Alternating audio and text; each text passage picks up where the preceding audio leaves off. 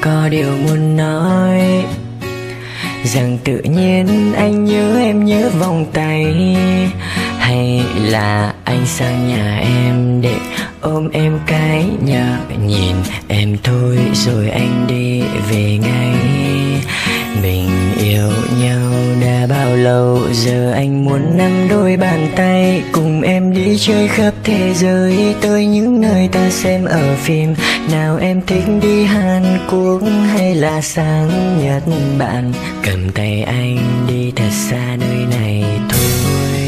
Nào ta cùng đi lên tàu bay đến nơi ta cầm tay uống bia, ta cùng say ta sẽ nghe chung bài nhạc thật hay. Mình cùng nhau đi ăn mì cay, tay cầm tay ta đi cầu may, rồi chọn ngày ta về cưới nhau.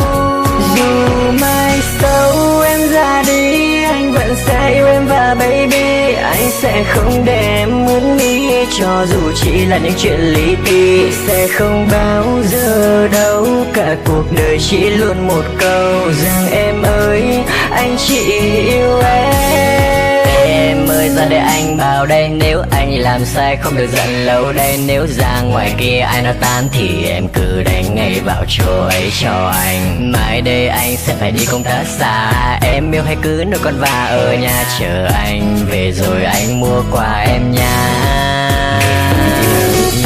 Đã bao lâu giờ anh muốn nắm đôi bàn tay cùng em đi chơi khắp mọi nơi, tới những nơi ta xem ở phim. Nào em thích đi Hàn Quốc hay là sang Nhật Bản, cùng nhau đi thật xa nơi này thôi.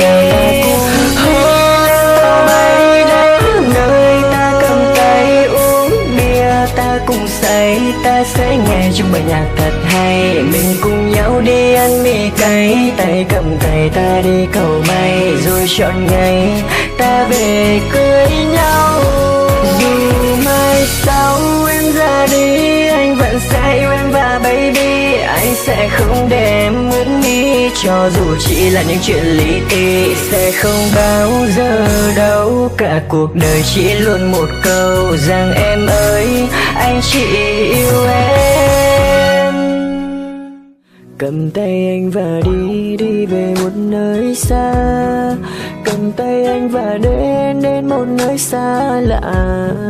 Ở nơi đây chỉ có anh và em ở chung một bầu trời, mọi việc em cứ để anh lo.